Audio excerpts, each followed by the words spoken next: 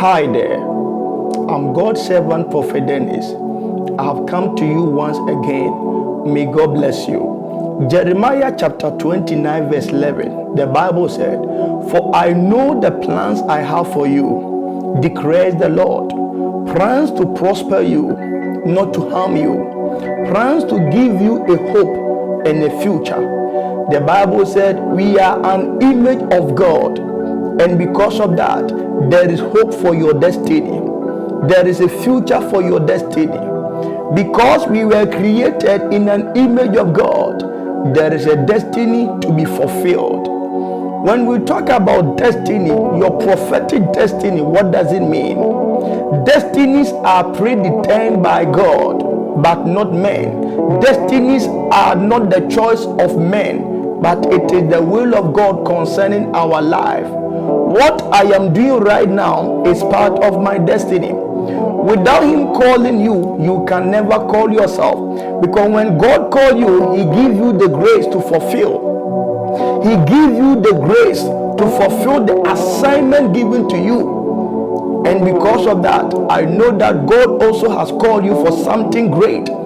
And you have a destiny to be fulfilled. Your prophetic destiny is the will of God, the purpose of God, the assignment given to us to be fulfilled. The Bible said in Hebrews chapter 10 verse 7, "Then I said, behold, I have come. In the volume of the book it is written of me to do the will of God." Who was spoken? Jesus. He said, there is a book written of me, and I am ready to do the will of God. You see that? So your prophetic destiny is the will of God. It is the purpose of God. You did not intentionally decide to do. Some of you here, you might become a politician. You might become president. You might become a professor. You might become a professional doctor, nurse. You might become a business guru. Because this is a destiny written of you. So there was a book written of Jesus, and Jesus said, yes, I came here with a certain book. Until we open the book, we will know him as a Messiah. The Bible confirmed to us in Isaiah chapter 7 verse 14. Isaiah said, therefore the Lord himself will give you a son, Mary. Behold, a virgin shall conceive and bear a son called Emmanuel. We stand to reading that in the destiny of Jesus, at the moment Isaiah opened the book written of Jesus, we know him as a Messiah. We know him as a son of man. So there is a book written of you, but you must discover the prophetic book written of you in your destiny. 5 keys you need to discover your prophetic destiny. Number 1, accept the perfect will of God concerning your destiny. The Bible said to us in Romans chapter 12 verse 2, and do not be conformed to this world, but be transformed by renewing of your mind, that you may prove what is that good, acceptable, and the perfect will of God. So what you are doing, is it the will of God or the will of a man? When we talk about the will, we have 2 types of will. Number 1, we call it the sovereign will of God, which is the will of God. Number 2, human volition will is what a man has intentionally decided to do. We call it the choice of a man. So what you are doing, is it the will of God or your own will? A lot of people, we are following our own will, but not the will of God. You must ask God, the business I want to do, is it the will of God? No matter what you are doing, if it doesn't tally with the will of God, you will waste your time. That business you want to invest, if not the will of God, you will waste your money. Man of God, what you are doing, is it the will of God? Have you been called by God, or you were called by yourself? But if it is the will of God, you must accept the will of God. So the easiest way to discover your prophetic destiny is that, Lord, I am ready to accept your will, but not my own will. The Bible said, you must seek him and do not depend on your own, but depend on his will for you to discover the grace of God upon your life. Number 2, you must embrace your calling. You must recognize and accept the uniqueness in you, what God has placed in you.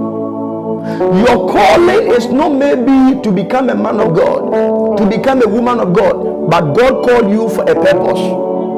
We have seen many people and they have become famous people. If it is the will of God, it will come to pass. But if not the will of God, it will never come to pass. The Bible said in Ephesians chapter 4 verse 1, therefore I, a prisoner serving the Lord, beg you to lead a life worthy of your calling, for you have been called. At the time Paul wrote this letter to the church of the Ephesus, he said, I am a prisoner, I am in prison, but I am telling you to live a life worthy of your calling, because God has called you. For you to embrace your destiny, for you to embrace your calling, is that you are ready to welcome what you're supposed to do in life. You must be sensitive. You don't need to live your life like anyhow, because if you know your call, you will follow what God has commanded you to do. Number 3, seek God guidance. The Bible said in Proverbs chapter 3 verse 5, trust in the Lord with all your heart. Do not depend on your own will. When you read the verses, he said, seek his will in all you do, so that he will show you the right path you must take. You see that? So when you trust the Lord with your whole heart, he's ready to guide you. He's ready to show you what you're supposed to do. Where God has positioned you, God will make sure that you will never be taken from your permanent position.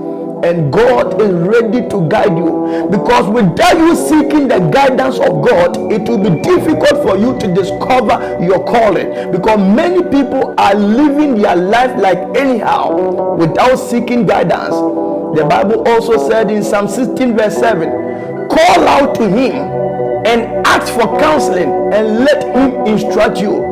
So what you are doing, is it aligned with the word of God? Is it aligned with the purpose of God? If you know that what you are doing is not aligned with the will of God, you must ask the Spirit of God for counseling. At the moment the Spirit of God take in charge of your life, he is about to order your steps to the promised land. He is about to take you to the promised land. The Bible said, the Lord said to the people of Israel, I am coming down to deliver the people of Israel from under captivities, from the hand of the Egyptians. And the Lord said, I am taking them to the promised land, a land filled with milk and honey. So without the help of God, without the instruction of God, how can they be taken to the promised land?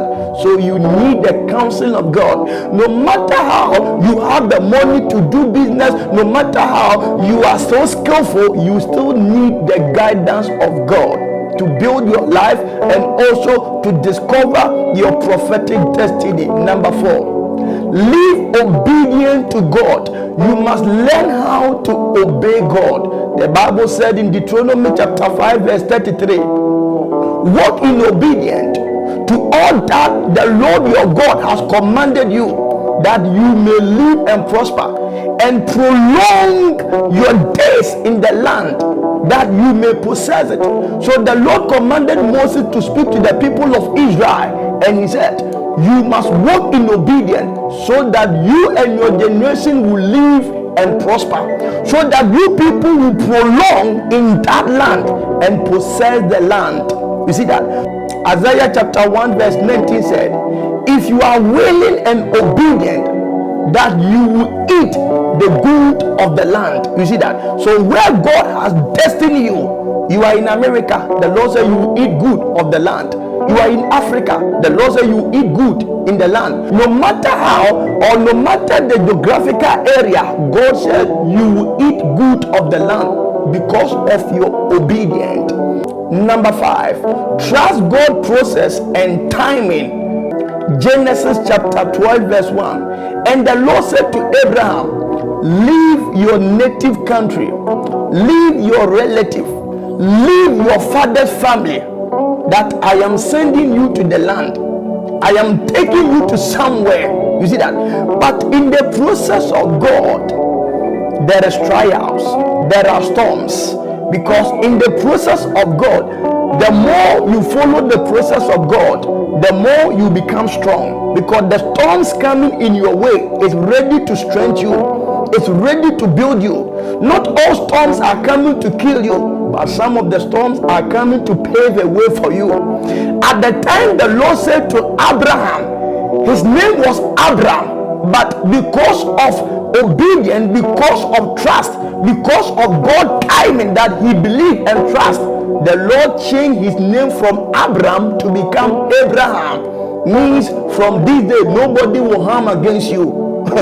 My own definition. Listen to me. No matter how it is, you must trust the process of God, because the process of God is part of your discovering of your destiny. So you don't need to walk out of the process of God. In the midst of the process, the Lord is training you. In the midst of the process, the Lord is building you. In the midst of the process, the Lord is ready to empower you. In the midst of the process, the Lord is ready to guide you, to lead you to where he, the Lord, is sending you to. The Bible also said, Psalm 40 verse 1, I waited patiently for the Lord to help me. He returned to me and hear my cry. Who is speaking? David. David said, it doesn't matter, either I have not discovered my destiny or either I have discovered my destiny. I will wait patiently for the Lord to help me, and he, the Lord, is ready to hear my cry. I pray for you that may the Lord give you grace. May the Lord open your eyes to discover your destiny. May you never walk out of your destiny. May you receive grace to fulfill your destiny. The assignment, the purpose given to you, you will fulfill. Because many people, we are living our life without any purpose, without any reason. We think we came here with nothing. We know, but there is something that God has spoken concerning your life. The day you return back home, the Lord will tell you, did you fulfill your assignment, the purpose, and I gave it to you? What will be your answer? I want to know your answer in the comment section. What will be your answer the day God will ask you, did you fulfill your purpose and your assignment on this earth? I know that your answer will be yes, because God is with you, Emmanuel. May God bless you. May God keep you. May God preserve you. Like this video, share and comment, and subscribe. Shalom. Peace.